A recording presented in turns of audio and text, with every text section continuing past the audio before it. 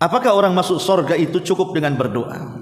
Artinya Allah ketika memberikan surga kepada kita ini cukup berdoa, ataukah di sana ada amalan-amalan lain yang bisa memudahkan kita masuk surga?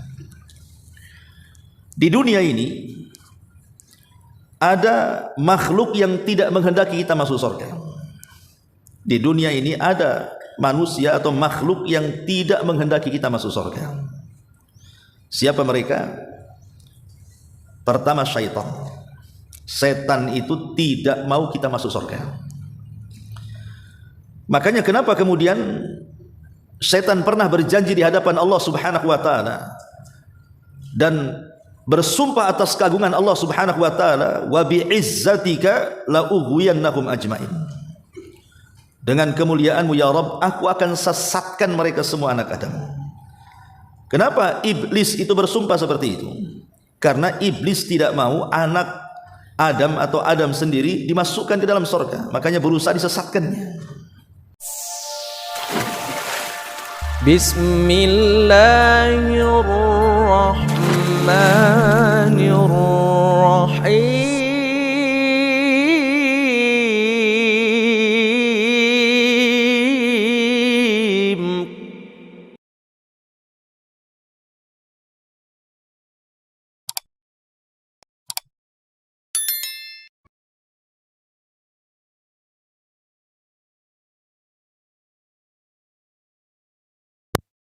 Dalam surga dan dijauhkan dari api neraka ini adalah doa yang sangat dianjurkan. Makanya dalam sebuah hadis Nabi sallallahu alaihi wasallam mengatakan, "Idza sa'altumullaha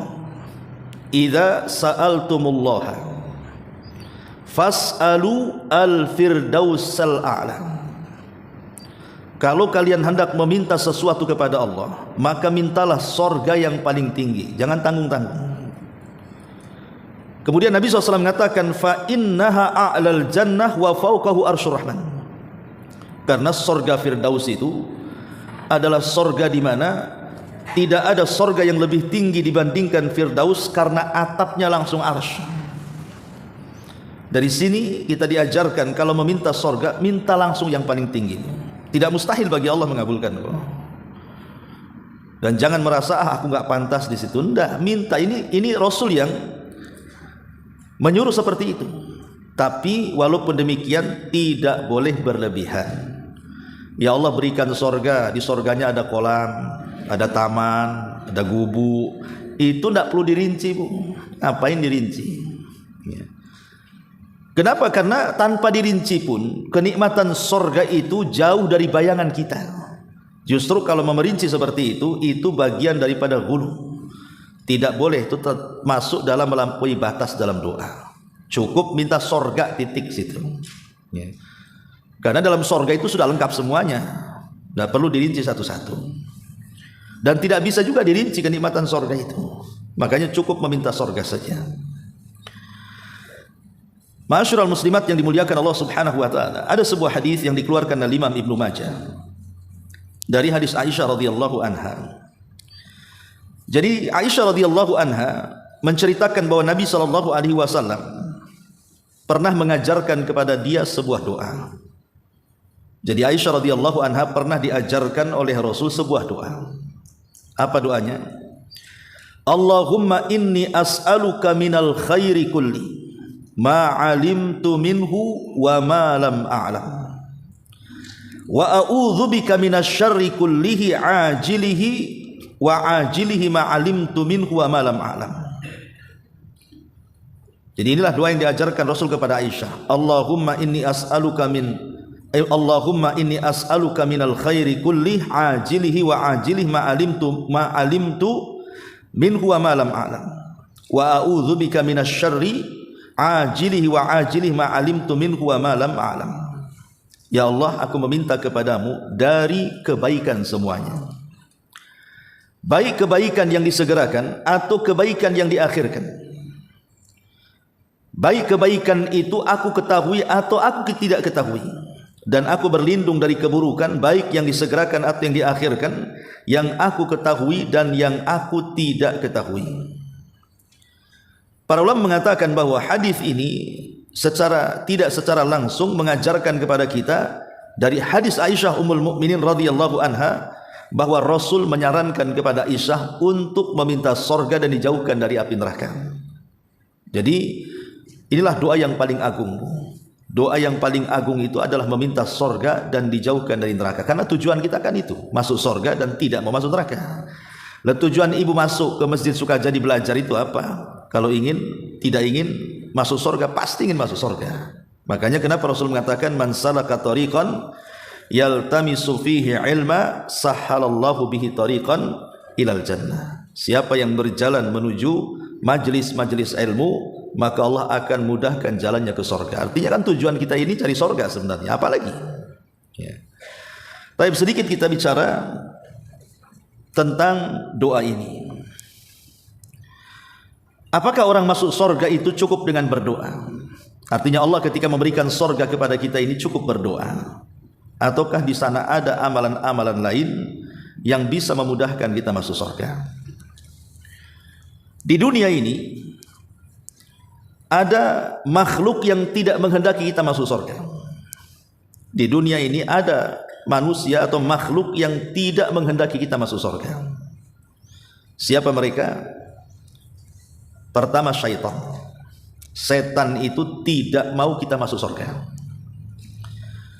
Makanya kenapa kemudian setan pernah berjanji di hadapan Allah Subhanahu wa taala dan bersumpah atas keagungan Allah Subhanahu wa taala, wa bi'izzatika la ughwiyannahum ajmain.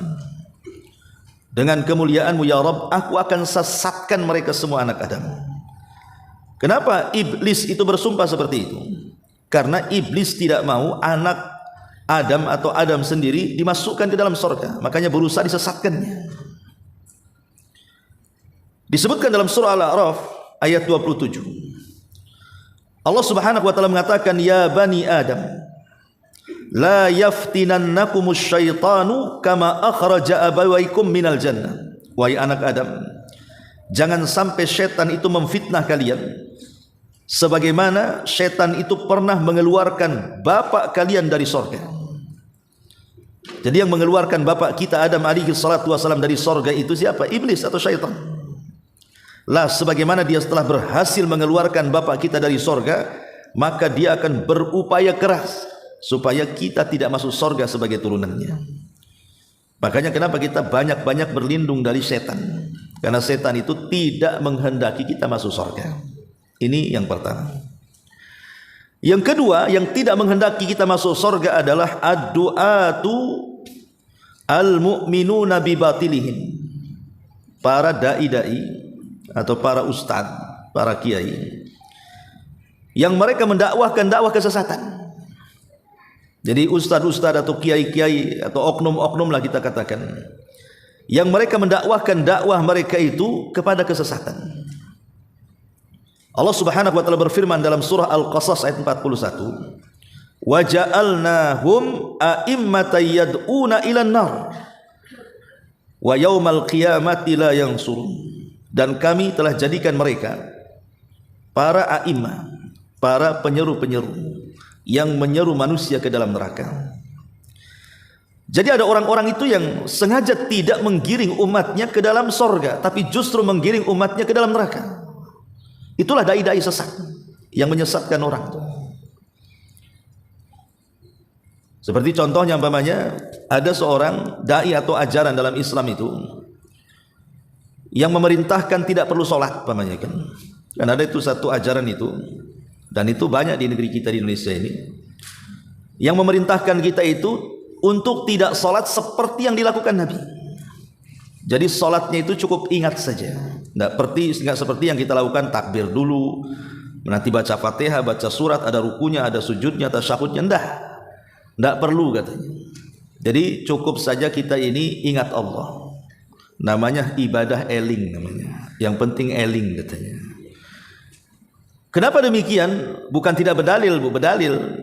Di Quran lagi dalilnya. Mereka mengatakan, bukankah Allah mengatakan inna salata li dzikri katanya. Salat itu untuk mengingatku. Berarti kalau sudah ingat tak perlu salat gitu maksudnya. Karena enak pendalilannya tuh. Karena salat itu untuk mengingat Allah. Berarti kalau sudah ingat Allah tak perlu salat. Ini kan aneh orang kayak gini.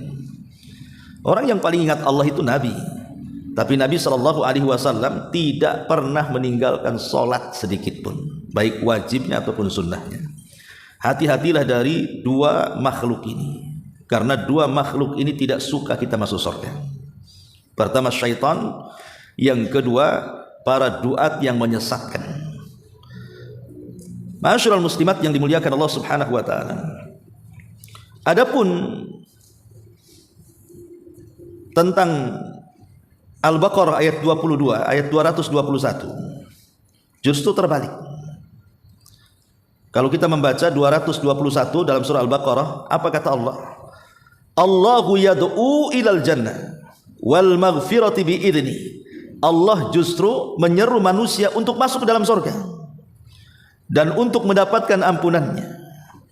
Tetapi setan dan dai-dai sesat ini sebaliknya. Mereka meminta kita untuk masuk neraka. Lalu amalan apa saja yang bisa memasukkan kita ke dalam surga selain daripada doa? Karena doa itu kan harus dengan sebab ya Bu ya. Doa saja tidak cukup. Ada sebuah hadis seorang sahabat Rabi'ah ibn Ka'ab al-Aslami ketika suka membantu Nabi SAW dan usianya masih 10 tahun. Jadi Rabi'ah mengatakan kepada Rasul, Rasul mengatakan kepada Rabi'ah, wahai Rabi'ah, engkau sudah banyak membantu.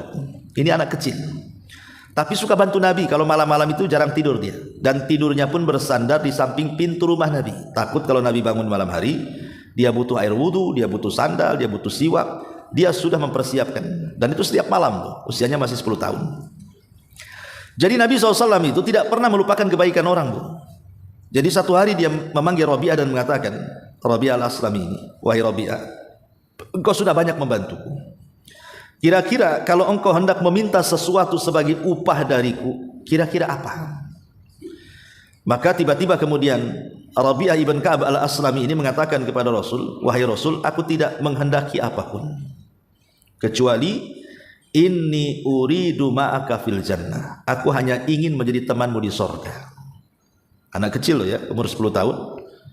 Dia tidak terpikir soal mainan, soal dunia, enggak. Itulah orang-orang yang berada di tarbiyah yang benar tuh.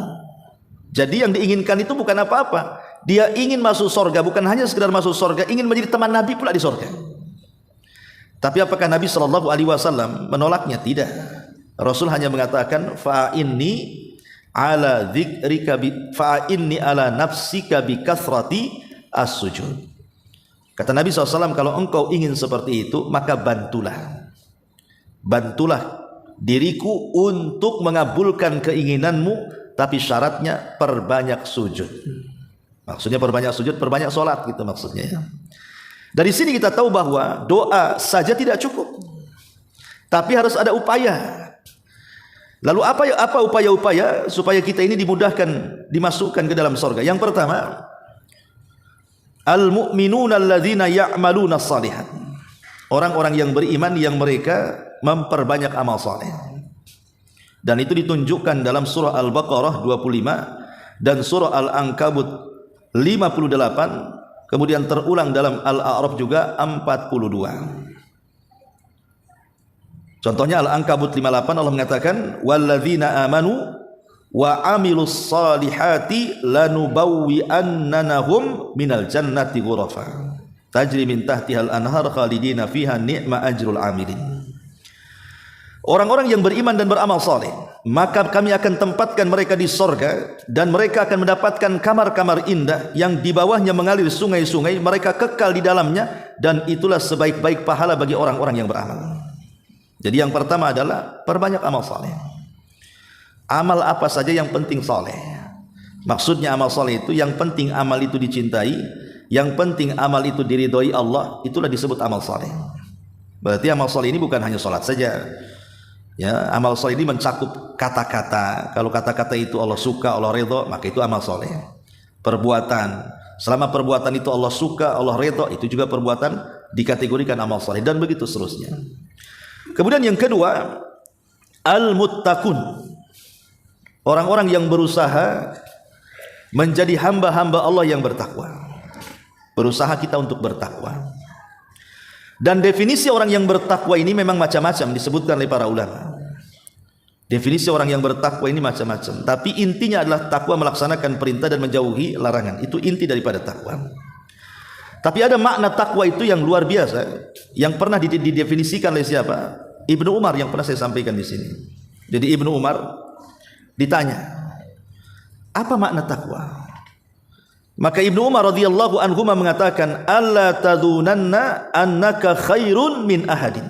Jadi makna takwa itu, jangan kau kira atau jangan kau sangka engkau ini jauh lebih baik dibandingkan orang lain. Jangan sekali-kali dalam hati kita ini terbentik bahwa ibadah saya lebih baik daripada ibadah orang itu. Tobat saya lebih baik daripada tobat orang itu. Takwa saya lebih baik dibandingkan takwa orang ini. Amal soleh saya lebih baik dibandingkan amal soleh orang ini. Jangan. Karena orang seperti itu jauh dari ketakwaan. Di zaman Nabi, para sahabat pernah membicarakan seseorang yang ibadahnya itu tidak bisa disaingi oleh sahabat lainnya. Saking rajinnya. Sholatnya, puasanya, zikirnya, baca Quran luar biasa. Sehingga menjadi perbincangan para sahabat. Tiba-tiba ketika Nabi SAW datang, kemudian duduk di majelis mereka, mereka menceritakan orang itu di hadapan Nabi. Kemudian tiba-tiba yang dibicarakan datang pula, dan dilihatnya orang itu rambutnya basah seolah-olah habis wudu, kemudian keningnya hitam seolah-olah ahli sujud, dan begitu seterusnya. Jadi sahabat mengatakan, ya Rasul, yang kami ceritakan itu yang kemari, katanya. Ya Rasul melirik orang itu, tapi Rasul SAW hanya mengatakan, sesungguhnya di wajahnya ada sentuhan syaitan, katanya. Jadi sahabat heran kan itu. Macam mana Nabi SAW bicara seperti itu? Padahal di mata para sahabat, orang itu orang terbaik di antara mereka. Ibadahnya rajin, sholatnya rajin, puasanya rajin, baca Qurannya rajin, zikir, pokoknya semua ibadah paling rajin sendiri. Tapi kenapa Rasul mengatakan di wajahnya ada sentuhan setan? Jadi keheranan para sahabat ini semakin menjadi-jadi. Akhirnya ketika orang yang dibicarakan itu minta izin untuk duduk di majelis Rasul, kemudian Rasul bertanya kepada dia, saya bertanya atas nama Allah, tolong jawab dengan jujur. Maka sahabat yang dibicarakan ini, tentu wahai Rasul, apa pertanyaan? Dia mengatakan, apakah engkau apabila pulang ke kabilahmu, ke kaummu itu, dalam hatimu kau merasa lebih baik dibandingkan mereka?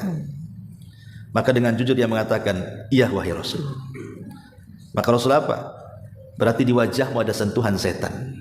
Nah itu Rasul mengatakan di wajahmu ada sentuhan setan. Kenapa? Karena dalam hatinya kalau dia pulang ke kampungnya, dia merasa lebih alim, ya. Dia merasa lebih hebat ibadahnya dibandingkan orang-orang di kampungnya itu. Nah, jangan sampai kemudian kita ini terbentik seperti itu. Karena di antara kita masih ada yang kadang-kadang jelas-jelas di lisannya ngomong seperti itu. Alah, ibadah dia saja masih lebih baik dari aku kok, katanya. Kan ada tuh orang ngomong begitu tuh. Apa ibu-ibu saya tidak tahu, ya. Tapi kadang-kadang meremehkan orang. Pamannya mungkin ibu-ibu yang sudah hijrah, sudah ngaji, pakaiannya syar'i, sering hadir di majelis ilmu, datanglah kemudian jamaah, pakai jilbab pun tidak, kemudian mau duduk di majelis ilmu. Kadang-kadang pandangan kita sinis, ya. Padahal sebenarnya belum tentu orang yang berjilbab itu memiliki amalan seperti orang yang tidak pakai jilbab umpamanya. Ya walaupun seandainya kita bicara mana yang lebih baik, yang pakai jilbab atau tidak, ya jelas yang pakai jilbab dapat pahala tadi. Tapi kalau tiba-tiba kemudian dia meremehkan orang gara-gara tidak berpenampilan seperti dia, kemudian dia merasa aku lebih bisa menutup aurat dibandingkan dia. Kalau itu hanya sekedar tahadus bin nikmah, enggak apa-apa. Artinya kita hendak menampakkan nikmat Allah yang sudah berikan hidayah kepada kita. Alhamdulillah saya sudah pakai jilbab, dia tidak. Itu namanya tahadus bin nikmah, enggak apa-apa. Tapi kalau tujuannya meremehkan gitu ya, seolah-olah dengan pakaian dia lebih suci, ya lebih bersih dari dosa dibandingkan orang, lah itu namanya ujub. Ya, ujub itu merasa membanggakan diri, dan ulama mengatakan seandainya ada orang yang melakukan dosa kemudian dia menangis karena dosanya, dengan orang yang pakar ibadah tapi dia bangga dengan ibadahnya, maka orang ahli maksiat yang menangis lebih baik dibandingkan orang ahli ibadah yang bangga dengan ibadahnya. Maka yang kedua, jadilah hamba Allah yang bertakwa. Kemudian yang ketiga, al-muhsinun, orang-orang yang berbuat baik. Allah Subhanahu wa taala berfirman di dalam surah Yunus ayat 26. Dan juga Allah sebutkan juga dalam surah Al-Maidah 85. Allah Subhanahu wa taala mengatakan setelah menyebutkan surga bagi orang-orang yang beriman, maka di ujung ayat Allah mengatakan dalam surah Al-Maidah 85, wa dzalika jazaa'ul muhsinin. Itulah balasan bagi orang yang suka berbuat baik. Orang yang berbuat baik kepada manusia itu, begini Bu, amalan itu kan terbagi dua ya. Ada amalan yang bersifat lazim, ada amalan yang bersifat muta'addi. Lazim itu maksudnya manfaatnya balik ke kita sendiri. Seperti baca Quran itu kan balik ke kita namanya ya. Puasa ya balik ke kita, berzikir ya balik ke kita. Ada amalan itu yang justru manfaatnya bukan hanya balik ke kita tapi juga ke orang lain. Itu disebut muta'addi namanya. Ya, seperti orang yang berbuat baik, entah dengan lisannya dia berdakwah, entah dengan perbuatannya dia menolong, mengangkatkan barang ya, atau meminjamkan sesuatu, atau meringankan beban orang, itu namanya berbuat baik kepada orang. Lah ulama mengatakan bahwa amalan yang bersifat manfaatnya kepada orang itu jauh lebih berpahala dibandingkan amalan yang hanya kembali kepada yang beramal. Ingat ya. Jadi amalan yang sifatnya muta'addi, manfaatnya dirasakan orang lain, itu lebih berpahala dibandingkan amalan itu yang bersifat hanya untuk kepuasan diri sendiri. Contoh umpamanya, ibu sudah umroh 3 kali, mau ke-4 kali. Umrah itu manfaatnya kepada siapa? Diri kita saja kan, kepuasan kita saja, bisa ibadah, bisa doa di tanah suci ya. Tapi kalau seandainya ibu kemudian uang umroh yang ke-4 kalinya itulah tidak jadilah, saya sudah 3 kali umroh, mendingan saya sedekahkan saja kepada orang yang susah, kepada orang miskin. Maka sedekah kepada orang miskin dan ibu batalkan umrohnya itu lebih baik dibandingkan ibu hanya memuaskan ibadah diri sendiri. Makanya ada satu kisah. Ya, kisah ini memang oleh sebagian ulama sih ada yang mengatakan dilemahkan, tapi kita bisa ambil ibrahnya. Dan saya kisahkan juga di sini. Ketika Imam Ahmad ibn Hanbal rahimahullahu taala itu berdoa karena sudah lama terpisah dengan gurunya Imam Syafi'i. Imam Syafi'i itu kan gurunya Imam Ahmad. Jadi selama sujudnya Imam Ahmad itu terus mendoakan gurunya Imam Syafi'i. Setiap hari. Bahkan dijelaskan sampai 40 tahun mendoakan gurunya itu.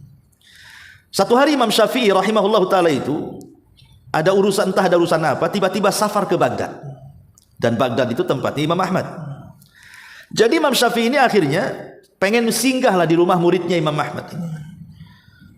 Lah Imam Ahmad ini kan punya banyak anak. Lah salah satu putri Imam Ahmad itu sangat penasaran dengan Imam Syafi'i. Kenapa? Karena bapaknya selalu memuji dan dia tidak pernah melihat sosok Imam Syafi'i, hanya cerita bapaknya saja bahwa ada orang alim, orang cerdas begini-begini. Jadi anak perempuannya ini takjub gitu ya dan pengen ketemu.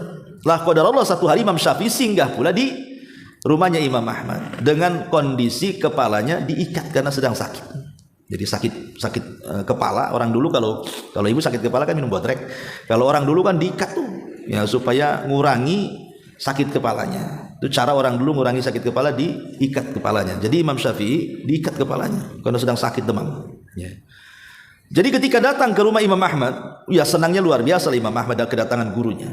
Maka dia langsung membuatkan tempat yang layak untuk gurunya, kemudian menyuruh istrinya untuk masak dengan masak yang paling lezat gitu ya. Kemudian Imam Ahmad setelah semuanya selesai, diundang Imam Syafi'i untuk makan. Lah tentu anaknya juga memperhatikan, oh ini gurunya Abi ini, Imam Syafi'i. Jadi ketika makan, rupanya Imam Syafi'i itu makan sak kenyang-kenyangnya, sak lahap-lahapnya. Bahasa kitanya apa ya? Congok atau apa? Saking banyak makan tuh kan. Jadi anaknya ini aneh gitu ya. Sunnah Nabi itu makan 3 jari, ini makan 5 jari. Kalau ibu 10 jari kan itu. Jadi makannya banyak Imam Syafi'i ini. Jadi anak yang perempuan nih, betul kayaknya dia gurunya bapaknya. Masa makannya aja selahap itu. Ya, meninggalkan sunnah 3 jari gitu. Dihabiskan lagi. Imam Ahmad senang lah kan gitu. Kenapa? Karena merasa hidangannya itu betul-betul dihargai gurunya kan. Tapi justru anaknya bertanya, masa Imam Syafi'i kayak gitu katanya. Ini satu perkara. Perkara yang kedua, saat di malam hari. Jadi anaknya ngintip, kadang-kadang dia lewat di kamarnya. Kok tak ada gerakan-gerakan Imam Syafi'i itu entah menghabiskan malamnya untuk sholat gitu ya, untuk sholat witir, untuk tahajud, untuk baca Quran, zikir, tidak. Dilihatnya Imam Syafi'i terlentang saja kayak orang tidur ya. Jadi mungkin mindsetnya anaknya Imam Ahmad ini berpikir kalau seorang ulama besar itu harus menghidupkan malamnya dengan qiyamul lail, gitu maksudnya. Ini imam besar kok tidur aja kerjanya. Yang lebih kemudian membuat penasaran lagi anaknya Imam Ahmad itu saat subuh. Imam Syafi'i tidak sempat berwudu, kemudian langsung sholat subuh bersama abinya. Jadi sholat tanpa wudu, makin lagi dia berangkan. Betul tak itu Imam Syafi'i? Kok kayak gitu katanya? Kok sholat nggak pakai wudu? Jadi akhirnya untuk menghilangkan penasaran, putrinya Imam Ahmad ini, dia bertanya kepada abinya Imam Ahmad, betul tak itu Imam Syafi'i? Kata ayahnya, iya itu guru saya, kan itu. Emang kenapa dengan dia? Kemudian diceritakan 3 hal itu. Saya ini bingung dengan gurunya Abi itu. Saat makan kok banyak lahapnya luar biasa, ya, orang kelaparan. Ya. Kemudian dia tidur aja, tak ada nampak-nampak ibadahnya di malam hari. Kemudian yang ketiga, kok sholat nggak pakai wudhu? Ini mana ceritanya ini? Kan nggak boleh sholat tanpa wudhu itu. Jadi Imam Ahmad ibn Hanbal rahimahullahu ta'ala tidak lantas menjawab anaknya. Dia ingin mencoba menanyakan langsung kepada Imam Syafi'i tentang 3 perkara ini. Jadi Imam Ahmad mengatakan kepada Imam Syafi'i, gurunya, wahai guru, ya, ini titip pertanyaan dari anaknya. Kenapa engkau banyak sekali makan? Saya senang sekali, tapi anak saya bertanya. Kata Imam Syafi'i, karena aku mendengar Nabi SAW bersabda, ta'amul abriya dawaun wa ta'amul bukhala daun, katanya. Makanan orang baik itu akan jadi obat. Dan alhamdulillah setelah saya habiskan makananmu, hilang demamku, katanya. Hilang sakit kepalaku. Karena makanan orang ikhlas, orang baik itu jadi obat. Tapi makanan orang bakhil itu jadi penyakit. Jangan mau ditraktir orang bakhil, pulang mencret nanti. Jadi penyakit. Ya. Jadi Imam Ahmad baru ngangguk-ngangguk kan itu. Tapi kalau ibu disuruh makan di tempat orang baik, orang ikhlas, habiskan, Bu. Itu jadi obat itu. Lagi diet Ustaz, habiskan. Apa-apa lagi diet pun. Itu jadi obat itu. Kenapa? Karena keikhlasan seseorang itu mempengaruhi. Orang kalau ikhlas ngasih itu pengaruhi. Jadi kalau ibu sakit nggak perlu ke dokter, cari orang ikhlas minta ditraktir aja. Ya. Jadi akhirnya kemudian Imam Ahmad mulai bertanya lagi. Ini pertanyaan yang kedua, wahai Imam. Kata anak saya, engkau semalaman tidak ada ibadah, tidak ada baca Quran, ya nggak ada zikir, nggak ada apa kan itu. Kata Imam Syafi'i, nggak begitu katanya. Saya semalam itu tidak tidur, bahkan tidak bisa tidur. Karena saya memikirkan satu hadis Nabi SAW, dan alhamdulillah dari satu hadis itu aku keluarkan 100 faedah. Jadi semalam itu dia memikirkan satu hadis, kemudian dia mulai mencatat gitu ya. Dalam pikirannya hadis ini faedahnya. Ini sampai aku bisa mengumpulkan 100 faedah. Imam Ahmad takjub. Kecerdasan gurunya. Kata Imam Ahmad, hadis apa itu? Kemudian Imam Syafi'i menjelaskan tentang hadis Abu Umair. Abu Umair itu adalah anak daripada Abu Talha. Masih kecil, tapi sudah dipanggil Abu. Masih kecil, itu adiknya Anas bin Malik. Masih kecil, ya, belum balik gitu. Anas bin Malik usianya 10 tahun, mungkin dia separuhnya 5 tahun. Namanya Abu Umair. Abu Umair ini punya peliharaan burung. Dikasih nama Nughair. Dari sini boleh ibu kalau punya peliharaan dikasih nama. Tapi jangan pula nama-nama yang menistakan agama, jangan. Ya, masa ini kucingnya siapa namanya? Jibril. Nah, enggak boleh, nama malaikat. Masa dikasih kucing kan gitu ya. Ya nama-nama itu yang enggak ada. Siapa nama kucingnya? Bejo umpamanya kan. Nah, enggak apa-apa kan, enggak menistakan kan. Nanti orang namanya Bejo marah. Intinya bahwa jangan kasih nama itu yang menistakan. Ya, boleh nama-nama yang lain, tapi jangan. Tapi boleh kita ini memberi nama kepada binatang. Ibu punya kucing kasih nama boleh. Ya, karena si Abu Umair ini punya burung yang semacam burung pipit gitu, dikasih nama Nughair. Karena anak kecil, Bu, umur 5 tahun, enggak pandailah melihara binatang, entah keceki gitu ya. Matilah burung nih. Ya. Jadi karena mainannya mati, ingat Bu, anak kecil itu lebih sedih kalau kehilangan mainan dibandingkan kehilangan ibunya. Ya. Jadi akhirnya mau nangis. Kakaknya si Anas bin Malik itu yang umur 10 tahun dan sudah menjadi pembantu Rasul melapor sama Nabi. Ya, Rasul, adik saya menangis karena burung mainannya mati katanya. Akhirnya Nabi SAW mendatangi Abu Umair, anak kecil ini, takziah karena kematian burung. Ada nggak Bu, ibu ada tetangga mati kucing takziah gitu kan? Ikut bela sungkawa gitu. Tapi Rasulullah SAW itu takziah tuh. Jadi menenangkanlah anak kecil usia 5 tahun namanya Abu Umair. Kata Nabi SAW dengan bercanda itu, ya Aba Umair ma fa'alan Nughair. Wahai Abu Umair, apa yang terjadi dengan burung musi Nughair itu? Dia mengatakan, mati Rasul kecekik katanya. Jadi hadisnya sampai di situ ya. Tapi hadis ini kata Imam Syafi'i, aku bisa mengeluarkan 100 faedah, coba bayangkan. Padahal cerita burung, tapi dia bisa mengeluarkan. Jadi Imam Ahmad mengatakan, kalau gitu berikan saya pengetahuan tentang 100 faedah dari hadis itu. Kemudian Imam Syafi'i satu-satu menjelaskan. Ya, salah satunya bolehnya kita ini memiliki binatang kemudian diberi nama. Bolehnya kita ini menghibur anak-anak dengan takziah. Pokoknya disebutkan satu-satu kaidahnya. Dari situ geleng-geleng Imam Ahmad karena melihat kecerdasan Imam Syafi'i. Kemudian Imam Ahmad bertanya lagi, ini yang ketiga yang terakhir. Kata anakku bahwa engkau sholat subuh tidak berwudu katanya. Kata Imam Syafi'i, kata siapa? Aku ini belum batal dari Isya dan aku tidak tidur. Berarti aku sholat subuh itu menggunakan wudunya Isya, gitu maksudnya. Ya, baru paham, baru setelah diberi tahu kepada anaknya baru ikut takjub anaknya. Syahidnya di sini, Bu. Ya, bahwa Imam Syafi'i ini tidak tidur semalam suntuk hanya memikirkan sebuah hadis. Bisa saja Imam Syafi'i itu menghabiskan malam-malamnya, bisa menghabiskan malam-malamnya dengan tahajud, dengan witir, dengan baca Quran, kan bisa saja, Bu. Tapi itu tidak dipilih oleh Imam Syafi'i. Justru dia memilih untuk memikirkan sebuah hadis, kemudian dikeluarkan faedah-faedahnya, karena ini bisa disampaikan kepada manusia nantinya. Dari sini kita tahu bahwa Imam Syafi'i memilih seperti itu karena menurut dia itu amalan yang lebih afdal dibandingkan yang manfaatnya kembali kepada diri sendiri, gitu kan. Nah, contohnya seperti itu. Itulah disebut muhsin namanya. Orang yang berbuat baik kepada orang. Dan itu balasannya surga. Kemudian yang nomor 5. Al-muti'una lillahi wa li rasulih. Al-muti'una lillahi wa li rasulih. Orang-orang yang mentaati Allah dan Rasulnya. Allah mengatakan dalam surah An-Nisa ayat 13, tilka hududullah.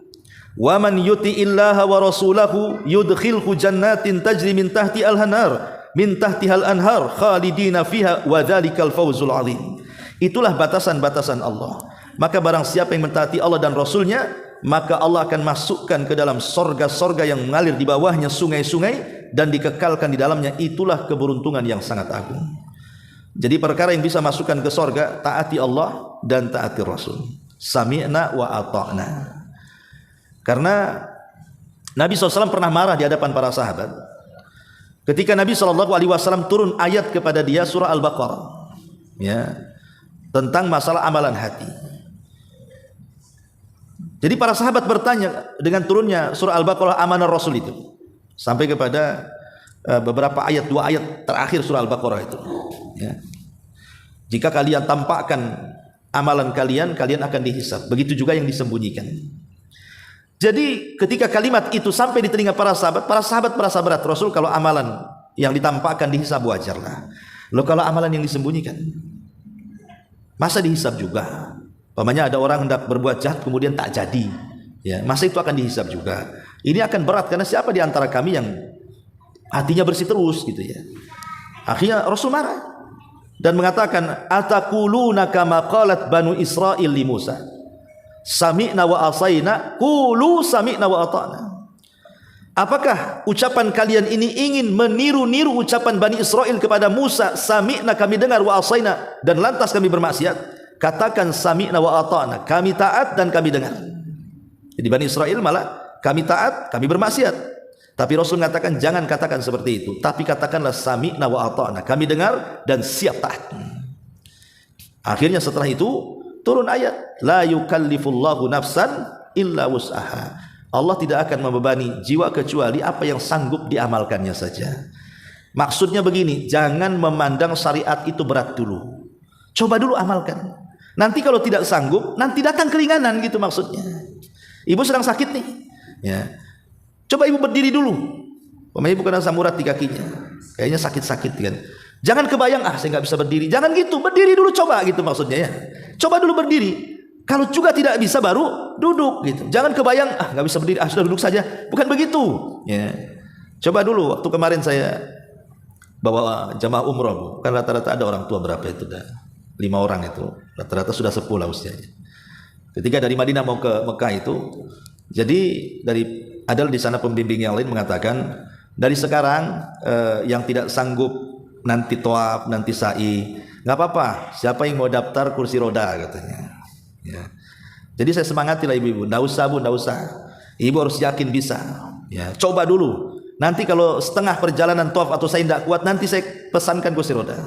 Akhirnya setuju ikut pendapat saya itu. Sampai di Mekah, alhamdulillah, dari tawaf sampai sa'i tidak ada pakai kursi roda, semua Allah kuatkan. Nah, itu kan bisa. Jadi kalau sudah mindsetnya kebayang dulu, tidak kuat, saya sudah tidak gitu. Coba dulu. Nanti kalau di tengah jalan memang nggak kuat, baru dibolehkan pakai kursi roda. Itu namanya kemudahan. Tapi kan ada upaya dulu tuh. Dalam ibadah itu diupayakan dulu. Kalau sudah tidak sanggup, baru di situ ada kemudahan. Supaya jangan memudah-mudahkan ibadah gitu maksudnya. Karena ibadah ini bukan dimudah-mudahkan. Walaupun hakikatnya ibadah itu mudah, tapi bukan berarti boleh dimudah-mudahkan. Kemudian yang keenam, as-sadiqun. As-sadiqun, orang-orang yang cinta dengan kebenaran.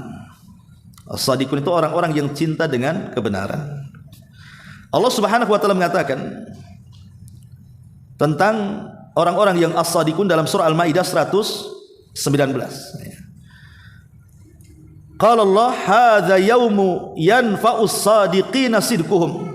Inilah hari di mana kecintaan kebenaran sangat ketika di dunia sangat bermanfaat bagi mereka di akhirat. Lahum jannatun tajri min tahtihal anhar khalidina fiha abada. Maka mereka akan dapat sorga-sorga yang mengalir di bawahnya sungai-sungai yang kekal di dalamnya selamanya. Radhiyallahu anhum wa radu'an. Allah redha dengan mereka dan mereka pun redha dengan Allah. Wa dzalikal fawzul adzim. Itulah kesuksesan yang sangat besar. Di sini ada kalimat yanfa'us sadiqin. Jadi orang-orang yang shadiq, orang-orang yang jujur cinta dengan kebenaran, maka mereka akan dijanjikan dengan surga. Kenapa Abu Bakar Siddiq radhiyallahu anhu itu ditempeli kalimat as-siddiq di belakangnya? Namanya kan Abu Bakar. Abdullah ibnu Uthman namanya. Disebut Abu Bakar karena punya anak namanya Bakar, makanya Abu Bakar. Ya. Jadi kalau kita menyebut kalimat Abu Bakar, mesti di belakangnya ada kalimat as-siddiq. Abu Bakar as-siddiq kan itu. Ya. Kenapa kemudian Abu Bakar selalu ditempeli di ujungnya kalimat as-siddiq itu? Karena Abu Bakar itu mencintai kebenaran, Bu. Secerdas Abu Bakar itu orang paling cerdas karena dia mampu menghafal nasab.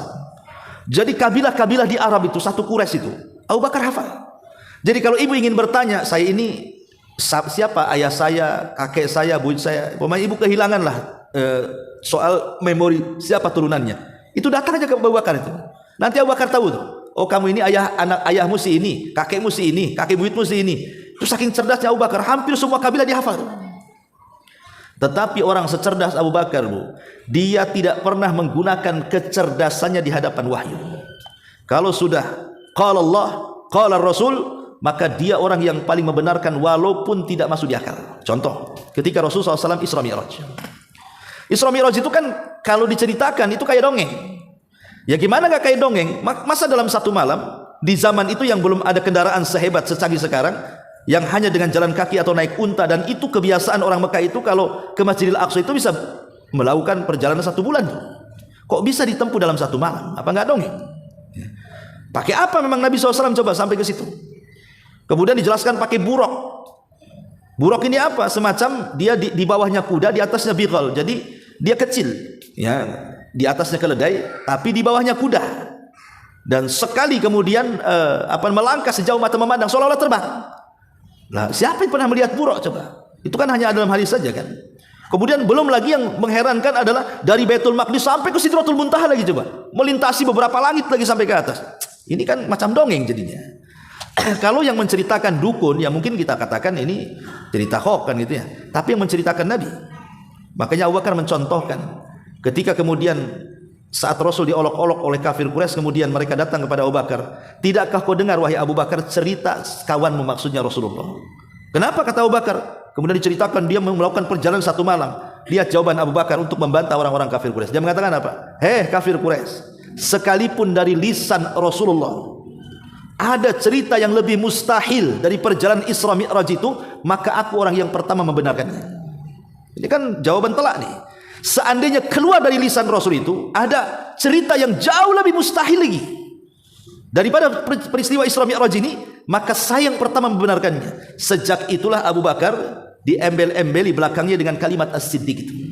Karena dia cinta dengan kebenaran, membenarkan apapun yang dikatakan Allah dan Rasulnya, masuk di akal atau tidak. Ya. Dan harusnya kita gitu seorang muslim. Karena ada orang-orang yang berusaha menabrak-nabrakkan sesuatu yang tidak masuk di akal, akhirnya mengingkari hadis Nabi. Contoh, hadis tentang lalat. Ya. Nabi SAW mengatakan apabila ada lalat masuk ke bejana salah seorang di antara kalian, paman ibu lagi ngopi, lagi ngeteh, ya, dan itu sudah las, kalau tehnya banyak, gulanya masih banyak, ya mungkin kalau kemasukan lalat kan kita bisa buang, kita buat lagi kan itu. Masalahnya itu sudah yang terakhir pula, mau buat lagi gula habis, ya, mau buat lagi tehnya habis, lalat pula iseng masuk di situ. Apa bisa diminum? Kata Rasul bisa. Caranya apa? Celupkan tuh lalatnya, pendamkan sekali ke dalam. Ya. Kenapa kata Rasulullah? Karena di sayapnya ada penyakit, di sayap satunya ada obatnya. Jadi dengan dicelupkan itu, makanya kita lihat, ibu kalau perhatikan, cobalah sekali-kali ibu memperhatikan cara terbangnya lalat.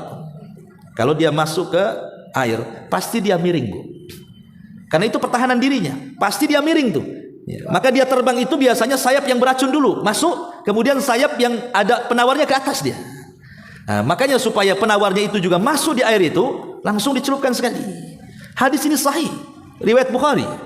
Ya. Kemudian ada orang mengatakan mana ada lalat itu, ada obatnya, hidupnya di kotoran lalat itu. Semua kotor lah. Akhirnya dengan logika yang sederhana, yang ya kekurangan ilmu, akhirnya mereka melemahkan hadis ini.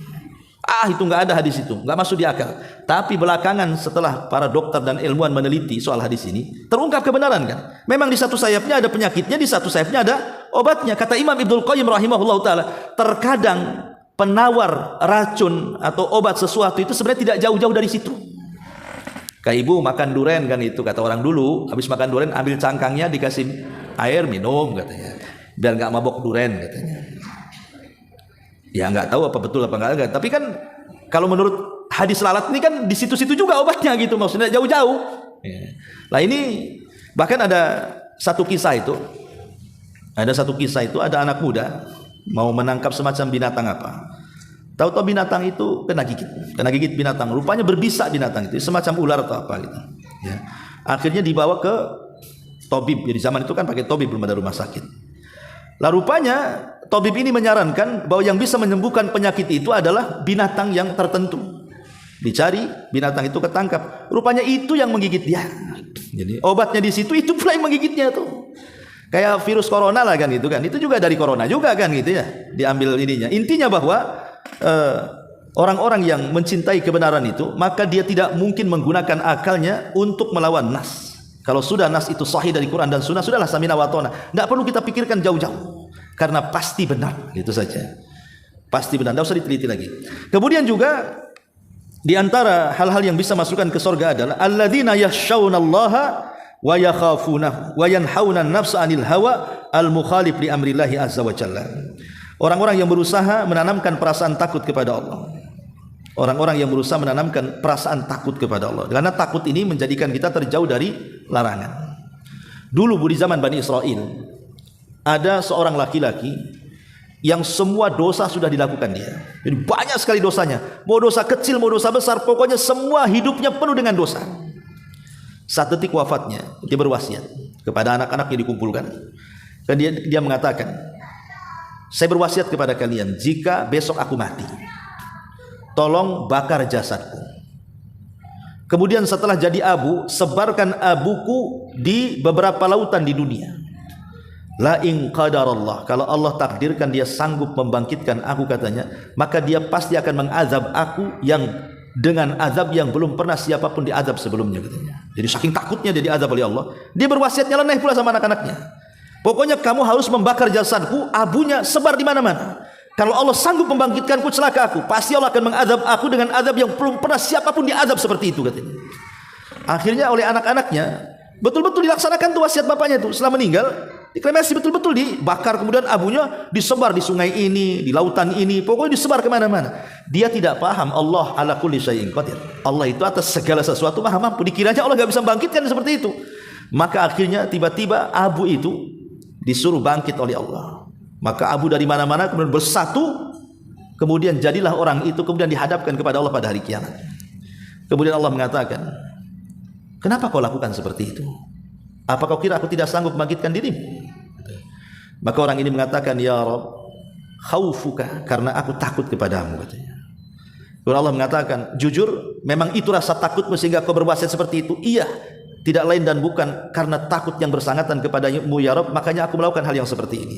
Maka Allah mengatakan, kalau itu jujur karena rasa takutmu kepadaku, maka ku ampuni dosamu, ku masukkan ke dalam surga. Ini cerita umat dulu ya. Ya, jangan ditiru. Ini kan umat Bani Israel, agamanya bukan Islam kan itu. Jangan pula, wah ini bagus juga hadis ini nih, katanya. Hadis ini menceritakan bukan kisahnya tapi ibrahnya. Dia terasa takut orang ini memasukkan orang ini ke dalam surga, gitu. Karena rasa takut inilah yang menjadikan kita tidak berlaku maksiat, gitu. Kalau orang nggak punya takut ya main terjang saja dia. Kemudian juga di antara hal-hal yang bisa menjauhkan kita dari surga, bisa masukkan kita ke dalam surga dan menjauhkan dari api neraka adalah at-taibuna ilallah. Orang-orang yang kembali kepada Allah, orang-orang yang bertobat kepada Allah Subhanahu wa taala. Allah mengatakan dalam surah Maryam ayat 60, illa man taba wa amana wa amila salihan faulaika yadkhulunal jannah wa la yudlamuna syai'a. Kecuali orang-orang yang bertobat dan beramal, kecuali orang-orang yang bertobat, beriman dan beramal saleh, maka mereka akan dimasukkan ke dalam surga dan mereka tidak mungkin didolimi sedikit pun. Dulu di zaman Bani Israel, dan kisah ini disebutkan di dalam kitab Riyadhus Shalihin, ya. Ada seorang laki-laki, seorang pembunuh. Dia membunuh 99 jiwa. Kisah ini kisah nyata di zaman Bani Israel. Jadi ada orang jahat membunuh 99 jiwa. Ibu kalau punya tetangga pembunuh dan membunuhnya itu dengan sadis, mutilasi, mungkin kita katakan sadis sekali orang itu, padahal baru satu orang yang dibunuh, atau mungkin 10 orang lah dibunuh, mungkin kita katakan takut kali, sadis sekali orang itu. Kok macam-macam mungkin kita ini penilaiannya. Orang ini yang dibunuh bukan satu, 99 jiwa dibunuh dia. Apa tidak sadis nih orang ini? Tetapi Allah memberikan hidayah ke dalam hatinya. Dia kapok, akhirnya dia ingin tobat. Ketika dia hendak tobat itu, dia mencari-cari orang-orang yang bisa membimbing dia. Jadi tanya sana, tanya sini, macam mana cara tobat orang yang membunuh 99 jiwa ini. Rupanya dalam perjalanan tobatnya berjumpalah dia dengan seorang rahib, seorang pendeta. Kemudian bertanya, wahai Pak Pendeta, saya sudah membunuh 99 jiwa. Adakah orang sepertiku bertobat? Langsung dimarahi pendetanya. Ya, tidak ada tobat bagimu. Dosamu terlampau banyak, katanya. Ketika pendeta ini mengatakan seolah-olah tidak ada pintu tobat bagi dia, geramlah si preman ini, Bu. Bangkit jiwa pembunuhnya. Dibantai pendeta itu genap 100 jadinya. Jadi 99 jadi 100 jiwa jadinya kan. Tetapi dia tidak putus asa. Dia terus mencari orang yang bisa membimbing dia. Padahal Allah setelah itu, dah lama dia nyari-nyari, ketemulah seorang pendeta lagi. Tapi pendeta ini alim. Yang tadi pendeta jahil, bodoh. Makanya kenapa kebodohan ini bisa membunuh atau terbunuh. Ya. Kebodohan ini bisa membunuh kita atau membunuh orang. Contohnya umpamanya dalam kisah ini, karena kebodohannya berfatwa, akhirnya dia dibunuh. Atau mungkin membunuh. Contoh umpamanya dalam kisah tentang pasukan Nabi SAW yang diutus untuk berperang. Rupanya salah satu pasukannya terkena pedang di kepalanya, luka. Tapi Allah menangkan peperangannya.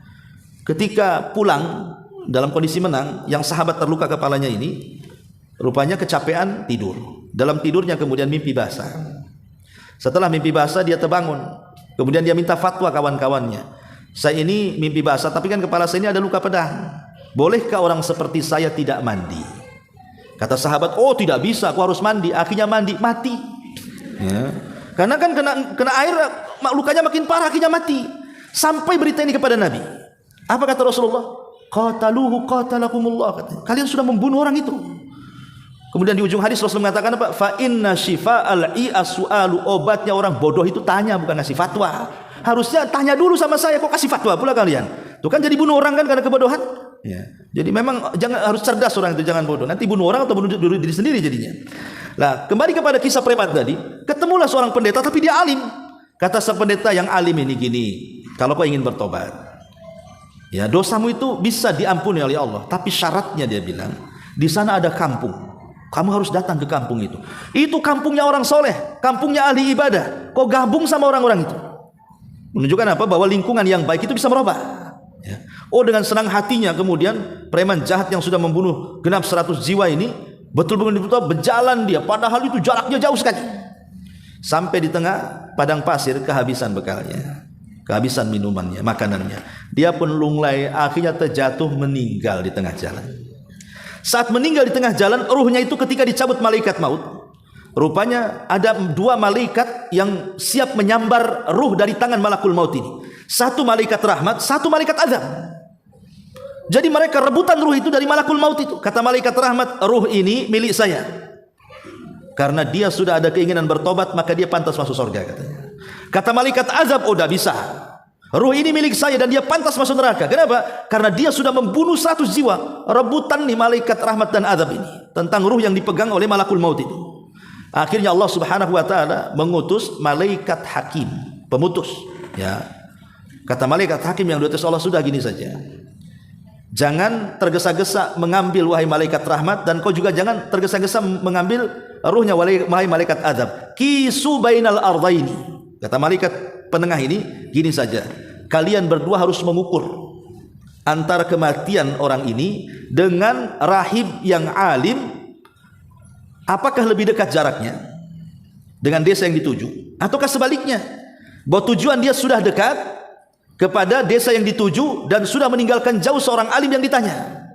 Kalau dia masih dekat kepada orang alim dan tujuannya masih jauh, ambillah wali malaikat azab, masukkan dia ke neraka. Tapi kalau jarak dia lebih dekat kepada kampung dan sudah ditinggalkan orang alim itu, berarti dia sudah dekat kepada tujuan. Wahai malaikat rahmat, ambil, masukkan dia ke surga.